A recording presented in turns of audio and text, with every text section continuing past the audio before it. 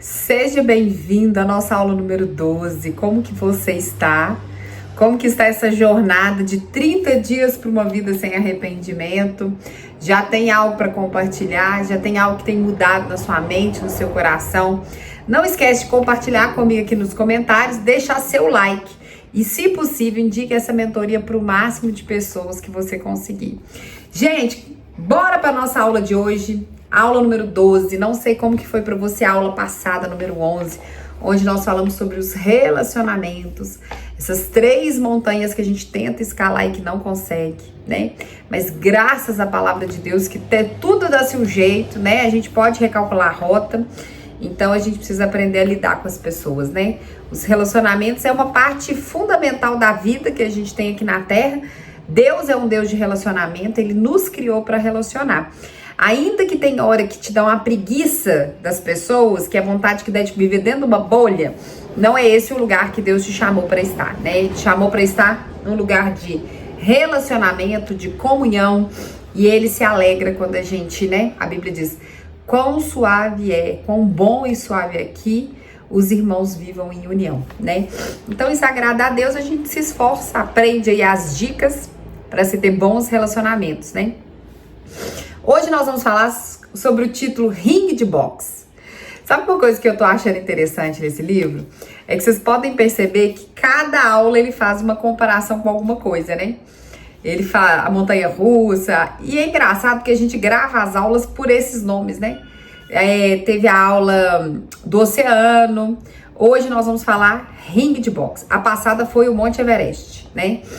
Resolvendo os conflitos por meio de uma luta justa. Então, pelo título, nós vamos permanecer na área dos relacionamentos. Então, vamos lá.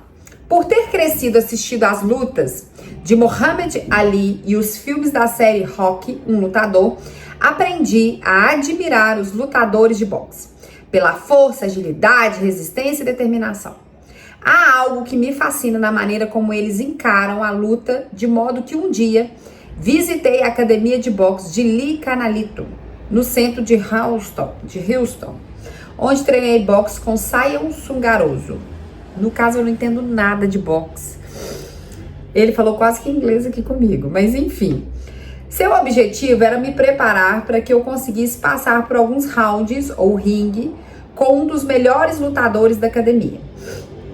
Meu objetivo era evitar danos permanentes em meu corpo de meia-idade.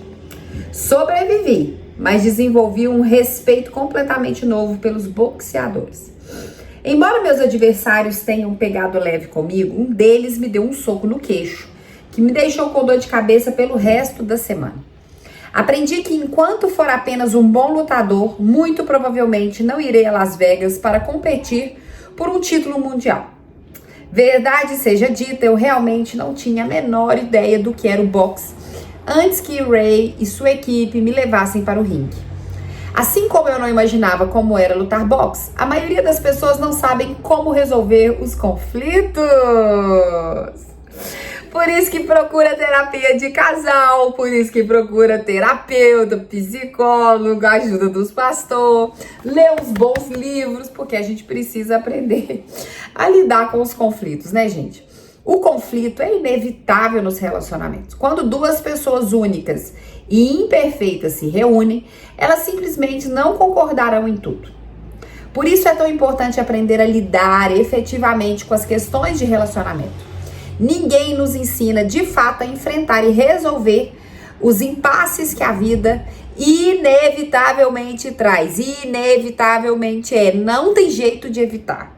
Não case achando que você vai viver um mar de rosa. É mentira. Quem te falou isso te mentiu, te enganou. Quem disse que relacionamento com filho não tem problema, te enganou também.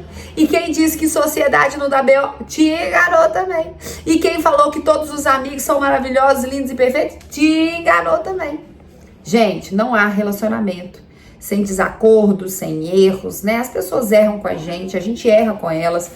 E tá tudo bem, a gente só precisa aprender a resolver os conflitos, né? Acho que deveria haver uma lei para que antes de se casar, todo mundo tivesse aula sobre solução de conflitos. Concordo. Até mesmo nas amizades, no trabalho, em equipe, nas comissões em família, nas comissões e na família em geral. É difícil saber quando ficar firme em suas posições e quando jogar a toalha. Se tivesse apenas um mês para viver, você certamente gostaria de saber como enfrentar essas questões tão persistentes e resolver os conflitos com aqueles com quem você ama. Então, pelo que eu entendi, ele fez essa comparação aí do boxe, porque ele gostava de boxe, mas não fazia ideia, até que ele foi para um ringue e fez uma luta. Ele falou, opa, o que eu vejo na televisão não é bem isso aqui. Quantas coisas na nossa vida que quando a gente olha num vídeo, receita, gente, você vai pegar uma receita. Você vê um vídeo no Instagram que é de 5 segundos, 10 segundos, parece que é facinho de fazer a receita. Quando você vai assar o bolo, você fala, que trem difícil, que melequeira, que bagunça. Quando você vai pra prática é que você vê que as coisas não são como a gente imagina, né? E é interessante porque relacionamento tem conflito, porque pessoas são diferentes. Ninguém é igual a ninguém. Pensamos diferente, fomos criados diferente. Agora eu fico pensando, será que é mais fácil descartar as pessoas da vida da gente para ficar livre do conflito? A grande maioria pensa assim. A grande maioria pensa, ai, tá me incomodando, não quero ser amiga dela. Ai, é muito chata, não quero sair junto. Ai, eu não vou sentar do lado de fulano de tal, não. Ai, eu não quero mais esse marido, eu quero separar. Ai, eu posso dar esse filho pros outros? Não tem essa opção. Então, precisamos aprender a resolver conflitos. Você tá passando algum conflito? Presta atenção nessa aula que ela é pra você. A Bíblia nos fornece os princípios para uma luta justa. Embora meu desejo seja concentrar-me em como aplicá-los ao relacionamento com o cônjuge, eles também se aplicam às sociedades, aos colegas de trabalho e aos amigos. Esses princípios não são garantia de que você vencerá ou sempre estará certo quando surgir uma desavença, mas garantem que você ficará mais próximo daqueles a quem você ama pelo processo de confrontação do conflito. Há uma orientação que parece muito simples. Embora seja mais difícil de seguir, permaneça dentro do ringue longe das cordas. Às vezes o conflito fica um pouco tenso e confuso. Mas em nossos relacionamentos mais importantes, é preciso ter coragem suficiente para permanecer no ringue até chegarmos a uma solução. Não importa quanto tempo leve. Se realmente amamos alguém, devemos reunir todas as forças para confrontar e sofrer as emoções desagradáveis que surgem com o conflito. São sentimentos muito fortes e difíceis e nos esforçamos ao máximo para evitá-los. A reação típica dos homens é fugir quando são confrontados, com emoções fortes, pois se sentem incomodados diante delas. Consequentemente, alguns saem da zona de combate quando os problemas começam a aparecer, pois querem evitar uma discussão a qualquer custo. Gente, eu já vi tantas situações, conversando com muitos casais, né? Por exemplo, quando um casal tá em conflito no casamento, o homem normalmente ele não quer a discussão, a mulher quer conversar, a mulher quer resolver, a mulher quer falar. O homem, ele evita a conversa, o homem, ele sai de casa, ele vai jogar bola, ele vai distrair a cabeça dele. A forma que homem e mulher lida com o conflito é completamente diferente. Para a mulher, a forma de resolver um conflito é sentar para discutir relação. O homem quer correr da discussão. Então, muitas das vezes, as mulheres ficam mais iradas quando vê que o homem não quer resolver a situação, né? Quando ele pega e sai de casa e aí ela fala, tá vendo? O futebol é mais importante do que eu. Porque, na verdade, não, ele só tá fugindo de um conflito, né? O futebol não é mais importante, ele só não quer o conflito. Só que fugir do conflito é a solução? Não. Poucas coisas são mais frustrantes para uma mulher do que o momento em que seu marido foge de um conflito. Gente, eu não leio o livro antes, eu nem sabia que ele ia falar isso aqui, eu acabei de dar esse exemplo. Quando o marido foge de um conflito e vai para a sua caverna, onde fica distante, desligado e desinteressado. A mulher fala, vamos conversar? Ele olha e fala, conversar o quê? Fala, deixa nos comentários se não é assim que acontece. Gente, não tem algo mais frustrante para uma mulher do que o homem entrar numa caverna. Ele não quer falar, você não sabe o que passa na cabeça dele. Você não sabe se ele tá feliz, se ele tá triste, se ele tá com raiva, se ele tá alegre. Todos nós já inventamos táticas de gerenciamento de conflito que refletem nossos temperamentos e nossas experiências. Ou mesmo o exemplo que tivemos em casa. Então, se seu pai e sua mãe quebrava o pau, ou ficava sem conversar, ou seu pai sumia de casa, isso vai influenciar na sua vida adulta. Seu temperamento colérico, fleumático, sanguíneo, melancólico vai influenciar na hora de um conflito, né? Por exemplo, o fleumático, ele é mais introspectivo, ele se cala, mas ele sofre calado. Você olha e fala, será como que ele, o que ele tá sentindo? Você não sabe o que ele tá sentindo, mas ele tá sofrendo por dentro. O colérico é o briguento. O colérico é o que quer gritar, quer brigar. O sanguíneo também. O sanguíneo ele age um pouco diferente, porque o colérico ele é mais incisivo, ele quer forçar a opinião dele. O sanguíneo nem tanto, mas ele também quer resolver, ele quer sentar, ele quer conversar, ele quer saber o que está acontecendo. O melancólico já vai ficar mais introspectivo, né? Ele pode se fechar nesse mundo também. Mais solitário, né? Ele talvez vai querer conversar depois, enfim.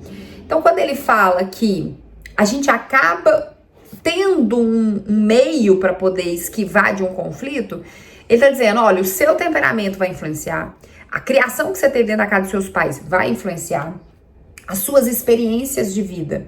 Por exemplo, uma criança que foi abandonada pelos pais, que cresceu na casa de tio, de vó, de vô, que ficou de casa em casa, ela vai reagir a conflitos de uma forma completamente diferente de uma pessoa que teve um lar estável.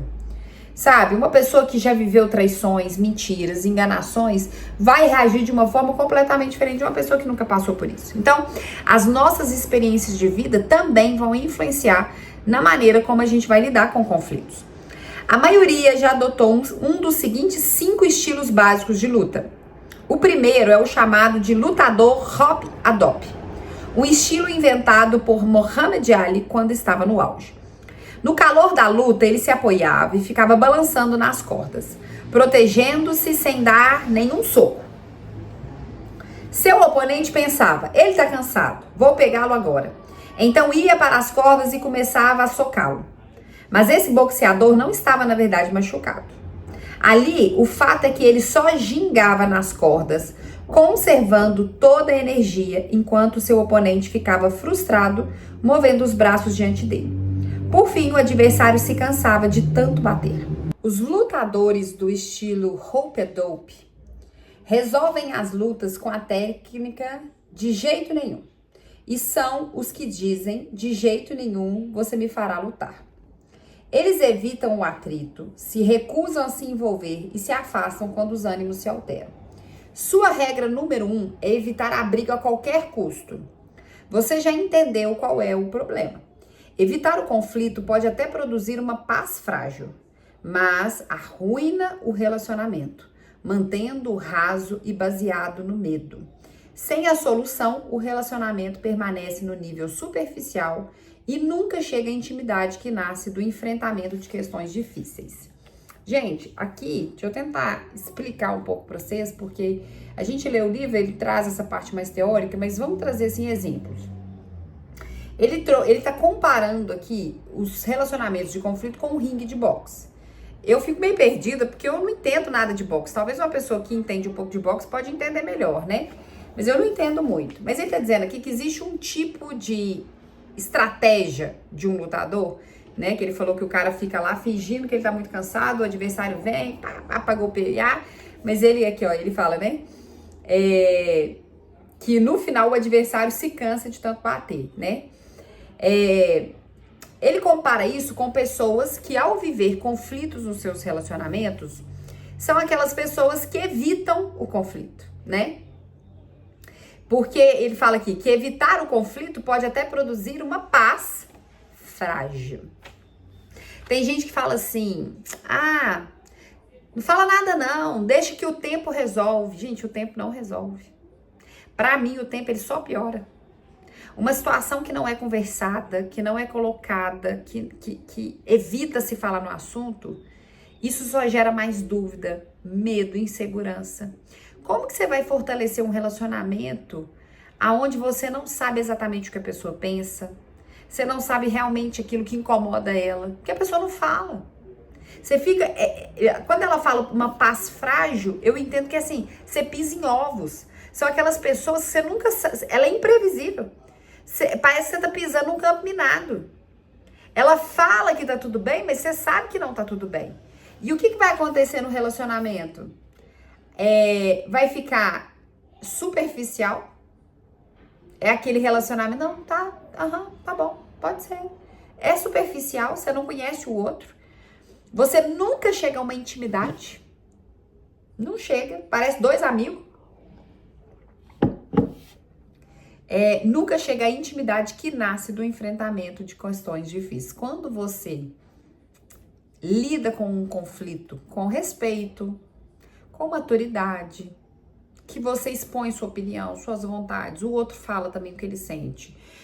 Pra gente ter esse tipo de conversa, a gente tem que ter muito respeito, porque primeira coisa é saber que o outro não é igual a gente, é saber que o outro erra, é estar disposto a perdoar, é estar disposto a respeitar. Por quê? Porque se não houver o respeito, é um humilhando o outro, um enfrentando o outro para machucar, né? A gente sabe que tem palavras que elas são como facas. Elas entram dentro do peito e machucam. Mas evitar conflito pode te mostrar uma paz, mas ela é uma paz passageira, ela é instável e ela vai causar medo. Que um relacionamento, vai arruinar o relacionamento, mantendo esse relacionamento raso e cheio de medo. Existe também o rei do nocaute, aquele cujo lema é: ou é do meu jeito, ou não é de jeito nenhum. Isso aqui é o colérico. Pra mim, esse primeiro aqui, que é o hope a dope, é uma gíria do boxe, né? Pra mim, ele é tipo o fleumático e o melancólico. Eu tô falando de temperamento aqui, né, gente? Depois vocês dão uma estudada aí sobre os temperamentos. A gente tá fazendo um curso na nossa mentoria particular, a mentoria que eu faço com as meninas no grupo fechado. Inclusive, se você quiser entrar nesse grupo, tem aqui na descrição do vídeo o link para você entrar na mentoria. A gente tá estudando um livro que chama Temperamento Controlado pelo Espírito. E tem uma galera que assiste essa mentoria aqui no YouTube que tá lá na outra mentoria. Então, as meninas sabem um pouco sobre isso. Quando você vê pessoas que se esquivam do conflito, que tenta fingir que tá tudo bem, essa paz superficial, esse relacionamento raso, provavelmente pode ser aqueles que querem fingir que tá tudo bem, que seria o fleumático, o melancólico, que não quer confusão. Eles não gostam de confusão. Esse segundo exemplo aqui, que o lema é ou é do meu jeito ou não é de jeito nenhum, provavelmente o sanguíneo e o colérico. Principalmente o colérico. O colérico, ele é incisivo, ele é uma pessoa de opinião, ele é ditador, ele é o que ele pensa e pronto, acabou. Então, quando vem esse outro relacionamento aqui, esses boxeadores relacionais lutam até vencer. A pessoa quer provar que ela tem razão, meu filho. Mas eu não vou deixar, eu vou provar que eu tenho razão. Então, é de jeito nenhum. Esses boxeadores relacionais lutam até vencer e a outra pessoa desistir. Então, tipo assim, eu vou dar canseira até a pessoa desistir. Eu vou insistir até ela falar que não aguenta mais. O rei do nocaute diz: estou sempre certo e quero que seja do meu jeito o tempo todo. Embora os reis do nocaute normalmente vençam, seus relacionamentos caem no chão e se inicia a contagem. Pois a outra pessoa não tem voz e um dia abandona a luta. Em seguida, vem o lutador desistente. Esses lutadores jogam a toalha muito cedo. São sempre os primeiros a desistir. Isso aqui entra muito na galera do melancólico. O melancólico, gente, o temperamento melancólico, ele oscila.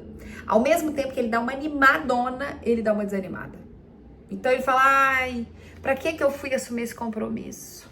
Pra que eu dei meu nome pra participar disso? Então, no início ele tá muito animado, depois vem um desânimo. Então, ele tem o melancólico, ele tem essa alteração de humor. Então, quando ele fala aqui que tem essa terceira pessoa, que são os lutadores que jogam a toalha muito cedo, são sempre os primeiros a desistir, tornam-se capacho, cuidado, mártires, rolam pelo chão e fingem-se de mortos. Isso produz uma falsa paz e, por fim, cria uma tremenda amargura na pessoa que sempre desiste e um perigoso orgulho naquela que sempre ganha. Não é uma maneira sadia de lutar. Gente, jogar a toalha num conflito né? Você tá aí num relacionamento, você tem um conflito, você fala assim, você quer saber? Então fica com a razão. Você quer saber? Deixa esse trem pra lá. Você fala que tá deixando pra lá, mas isso causa um rombo dentro das suas emoções. Dentro de você tá ferido, aquilo não tá bem resolvido.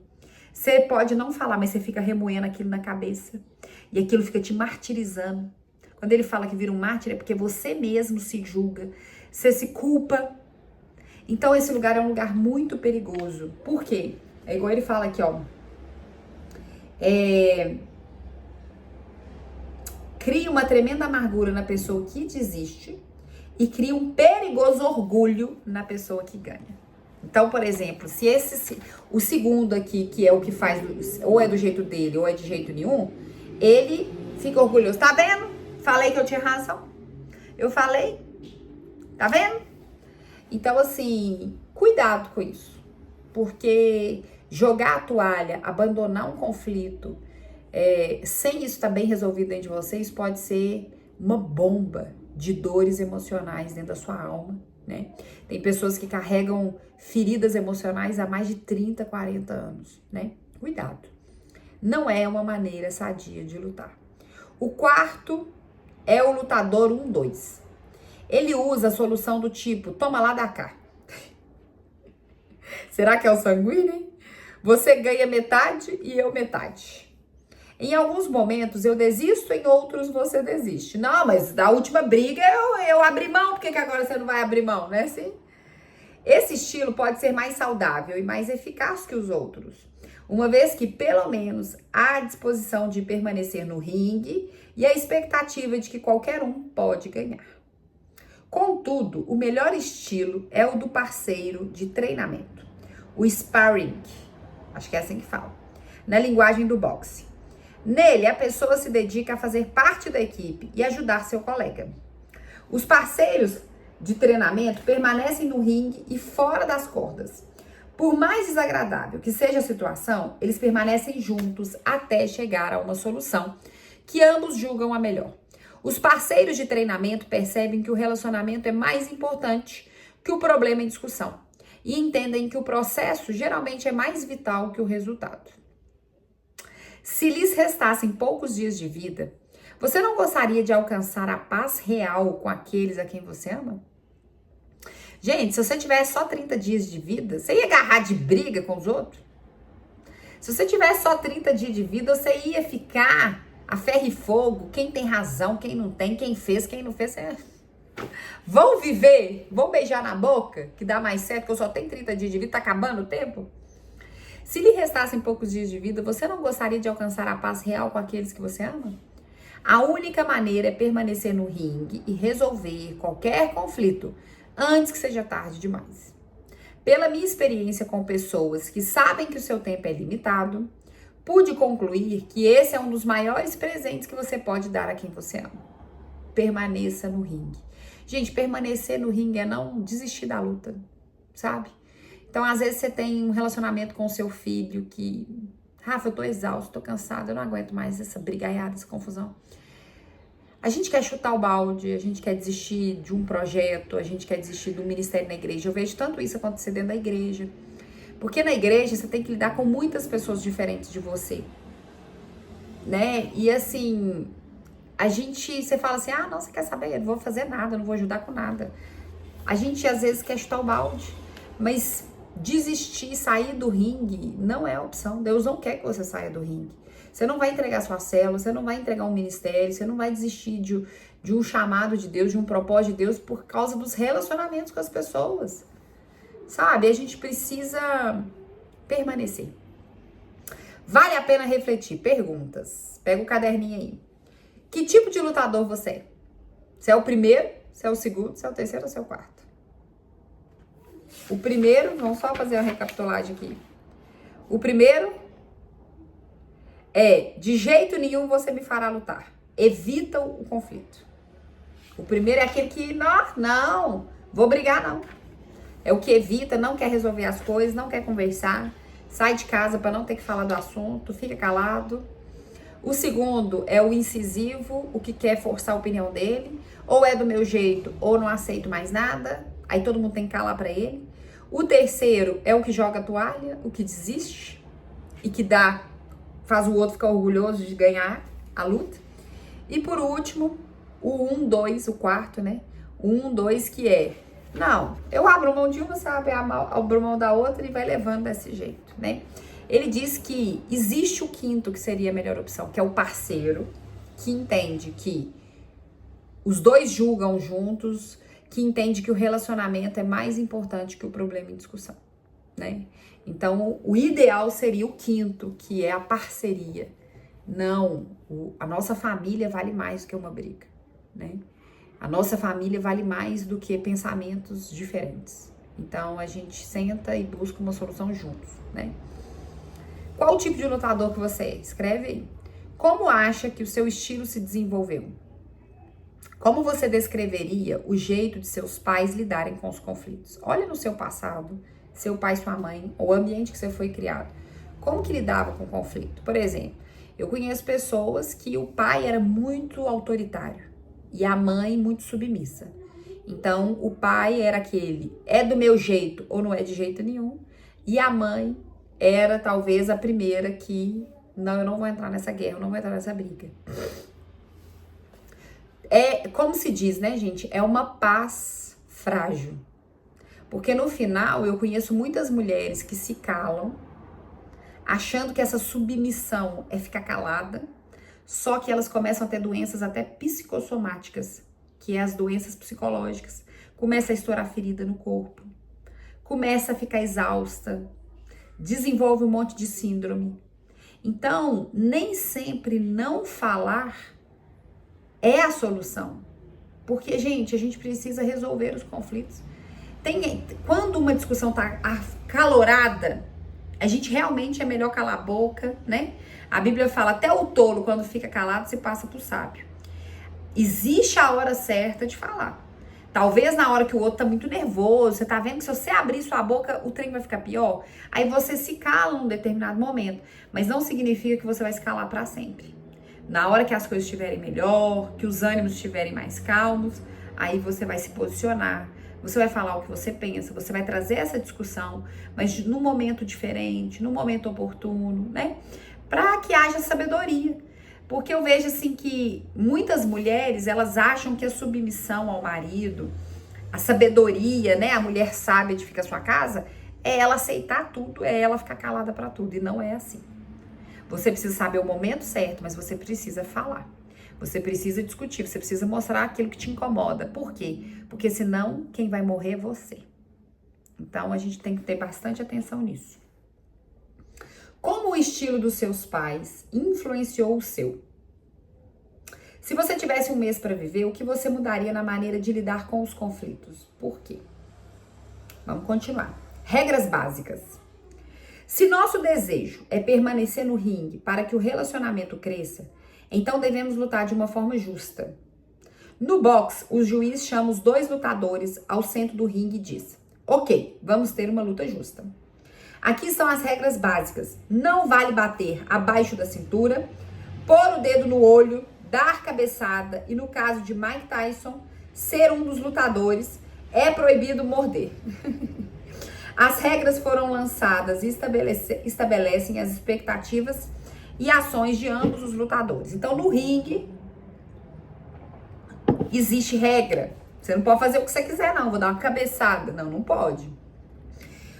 Antes de lutar com seu parceiro ou com alguém importante para você, estabeleça as regras básicas, alguns limites que não poderão ser excedidos.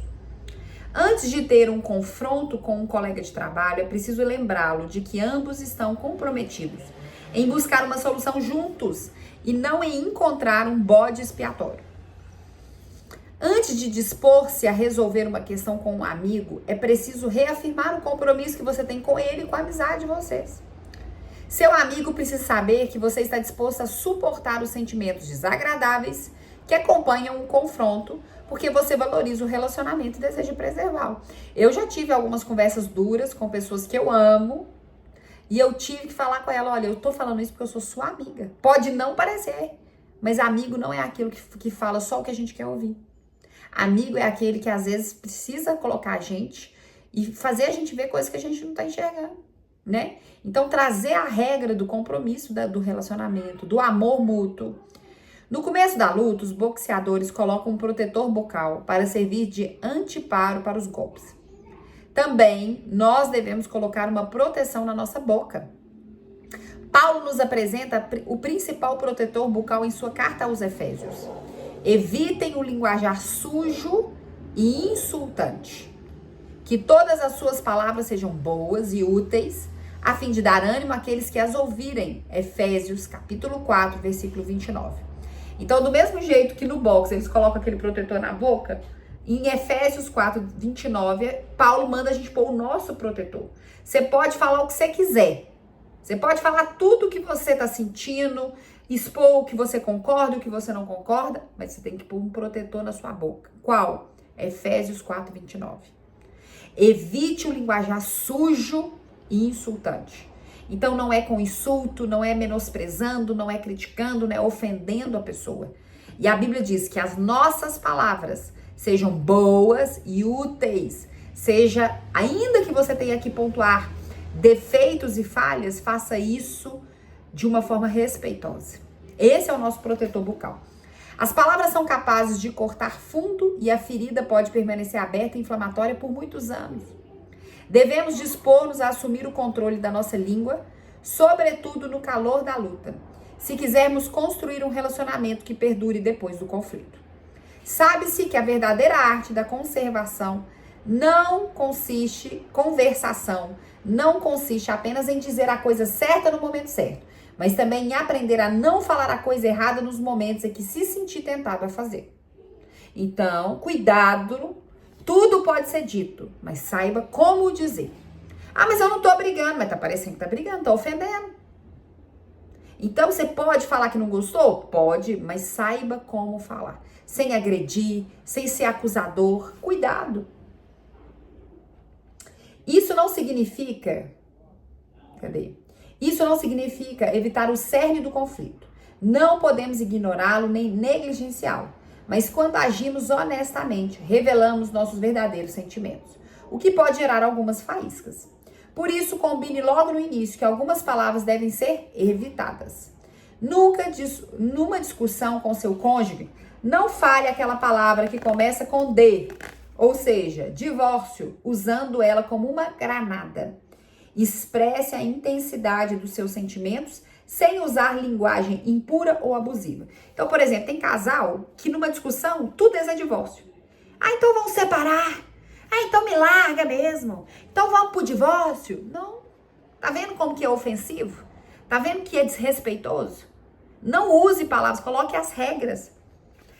Palavras desse tipo simplesmente obstruem a verdadeira comunicação, impossibilitando que o conflito seja resolvido.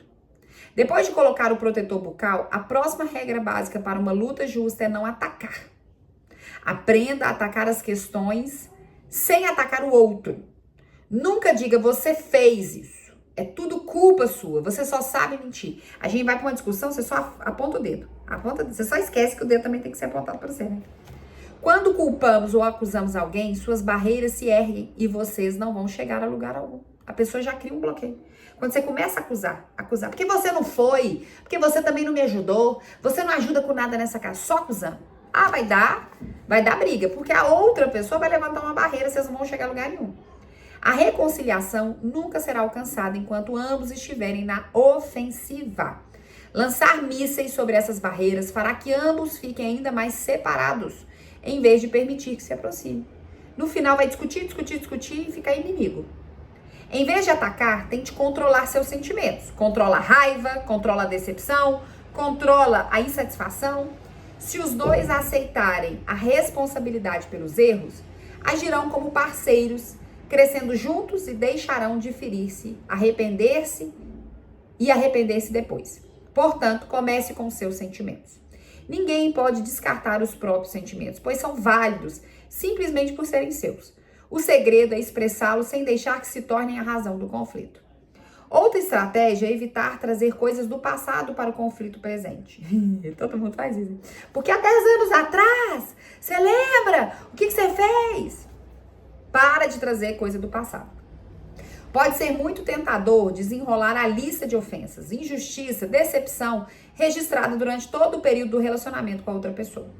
Isso simplesmente desvia a atenção do problema. Quando vai ver, você já não tá falando do copo. Você tá falando do trem que aconteceu há 10 anos atrás. Aí, ou seja, já nem tá no conflito do agora, tá lá do passado.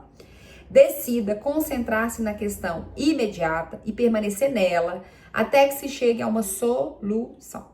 Se você adotar um tom histórico, não se surpreenda se a outra pessoa adotar um tom histérico. Essas são regras básicas, algumas orientações a serem estabelecidas com antecedência. Empenhe-se em lutar de modo justo. Se for para entrar num conflito, vamos ser justos, sem ofender, sem ficar trazendo coisa do passado, sem ficar acusando. Você se surpreenderá ao notar que é possível alcançar uma solução mais depressa e fortalecer o relacionamento. Permaneça no ringue, enfrente a luta e concentre-se em lutar de modo justo. Vale a pena refletir. Pega um caderno. É comum você ter uma luta justa com aqueles que você ama? Você costuma ter discussões justas? Quais regras básicas são mais difíceis de seguir? Não acusar? Não trazer coisa do passado? Qual que é a regra que você tem mais dificuldade? Ou, em outras palavras, com que frequência você costuma dar golpe abaixo da cintura? Como os outros têm reagido a essa prática? Pensa aí como que você lida com conflitos hoje. Decisões, agora para terminar, decisões divididas. No casamento é fundamental permanecer no ringue, lutar segundo as regras e obter uma solução do tipo nossa, ou seja, que seja boa para os dois e fortaleça o relacionamento. Então não é sobre ele, não é sobre eu, é sobre nós. É sobre o todo, é sobre a família. O que é bom para todo mundo. Não é o que é bom para mim, não é o que é bom para o Pedro, é o que é bom para a família. Mas de vez em quando é possível enfrentar uma situação em que não se chega a um acordo. Nessas situações, concentre-se mais na reconciliação e menos na solução. É melhor vocês ficarem bem do que chegar num ponto de solução. Lembre-se de que seu relacionamento é mais importante que chegar a um acordo em tudo. Portanto, discorde cordialmente. Vocês podem andar juntos sem que haja um acordo mútuo o tempo todo. Eu discordo um pouco dessa frase. Porque a Bíblia diz: não podem andar dois sem concordância. Né? Existe um texto bíblico que fala que a gente precisa andar em concordância. Para que haja unidade, para que a gente possa colher frutos de bênção. Mas enfim, a gente tenta fazer isso o máximo, né? Eu vejo assim que ele tá falando de conflitos. Se você tá vendo que não tá dando certo, que não tá funcionando, então assim, né? Tente pelo menos reconciliar. Essa reconciliação é ficar bem, é ficar em paz, é não ficar brigado. Mas a sabedoria que vem do alto é antes de tudo pura. Ó, Tiago, capítulo 3, versículo 17 diz que a sabedoria que vem do alto é antes de tudo pura. Também é pacífica, sempre amável e disposta a ceder a outros. Ela é cheia de misericórdia e ela é fruto de boas obras. Não mostra favoritismo e é sempre sincera. Tiago 3,17. Abre sua Bíblia e lê. Grifa com a canetinha. Os relacionamentos maduros são capazes de lidar com as raras lutas em que há decisões divididas. Em dado momento, ficará claro que existem coisas com as quais você nunca concordarão. Não importa quanto os dois amem o Senhor e o quanto estejam apaixonados um pelo outro. Vocês nunca concordarão em tudo, porque Deus fez vocês diferentes. Não é uma questão de certo ou errado. É uma questão de ver a vida a partir de perspectivas diferentes.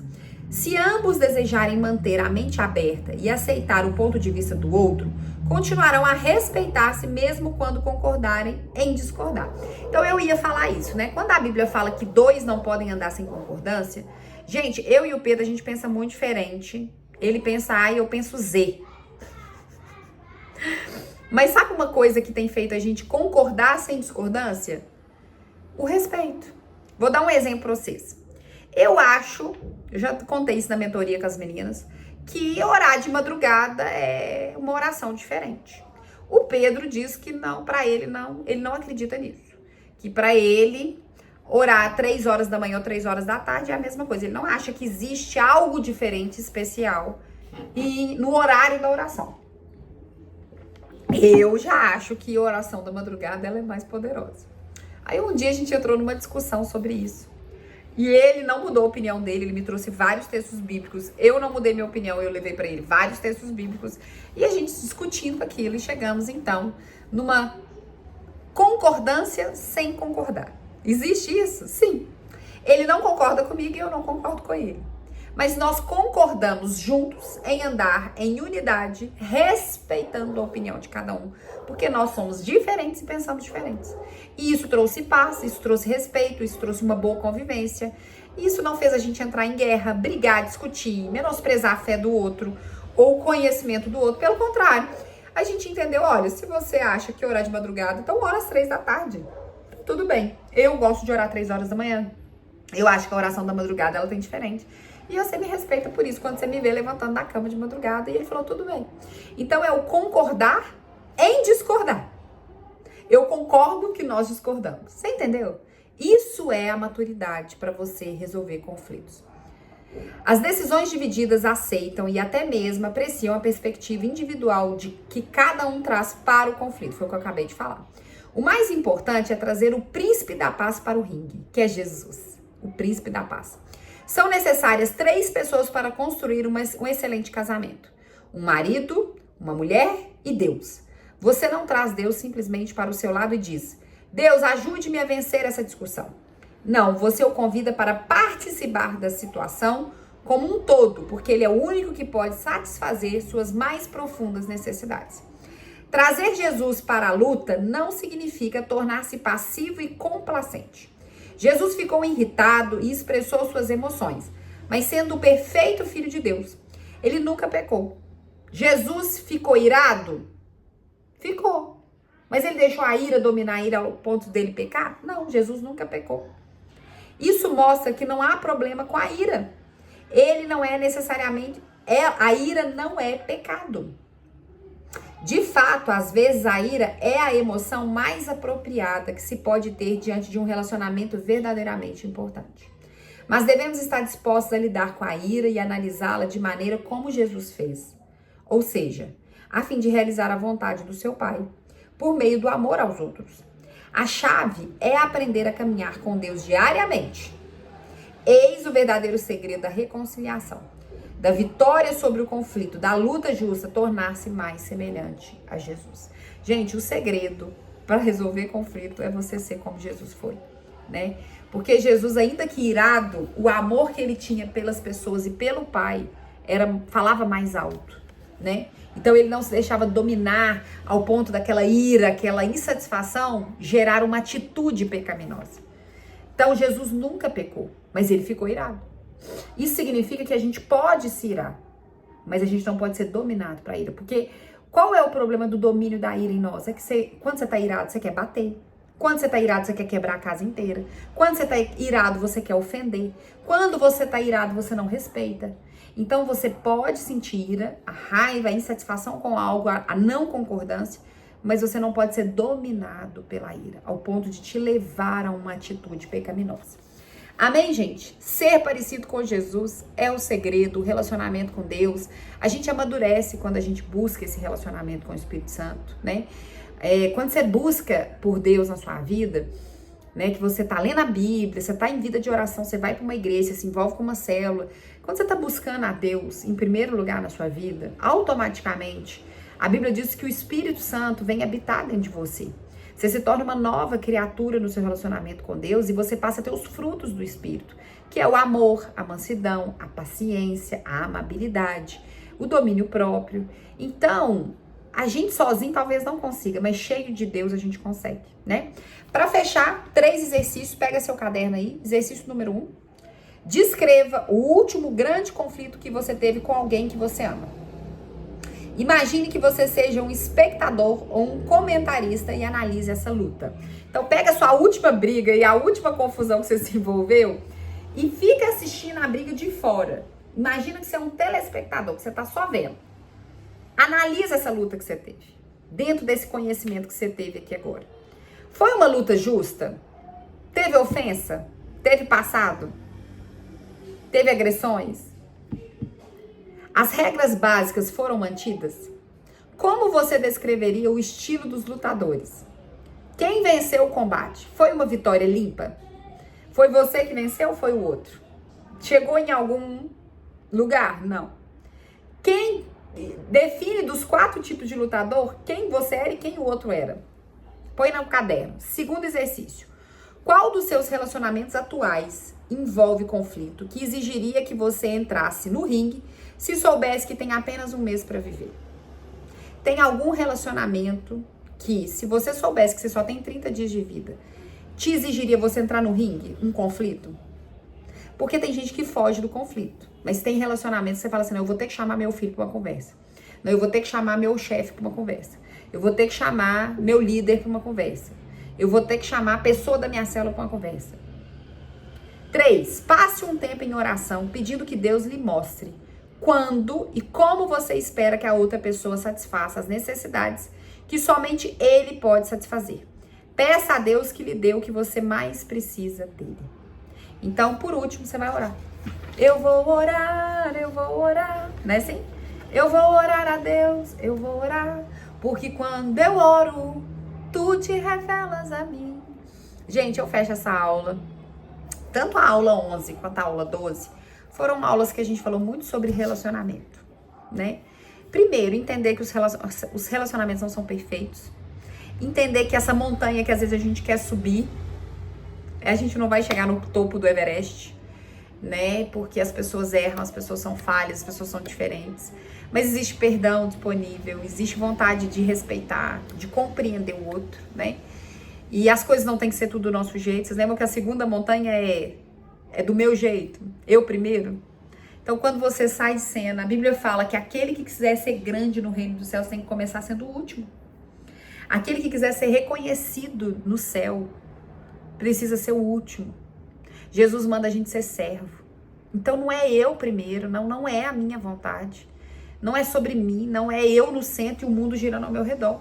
Quando você começa a amadurecer, você vai estudando, você vai ouvindo palavras como essa, você vai, sabe, você entende que vale a pena ser uma pessoa mais madura, para conversar, ser respeitoso no conflito. Vai ter uma discussão, você escolhe ser o maduro. Quando eu entro numa discussão hoje em dia, eu tô aprendendo, né, gente? Eu tô todo dia estudando, eu tô aprendendo. Eu sempre fui muito do conflito aflorado, mas hoje eu tô chegando à conclusão que não vale a pena. E quando eu tô no meio da confusão, eu falo, eu preciso ser a madura da história, porque talvez o outro não tenha maturidade. O outro quer gritar, o outro quer me ofender, o outro quer usar a igreja contra mim, enfim. E eu falo, não é sobre mim, é sobre ele.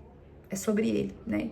Então é tentar de fato manter a voz, é tentar manter a boa fala, né? Igual o Tiago, use as palavras ao seu favor, seja amável, seja, né? Não seja acusador, use as regras do conflito.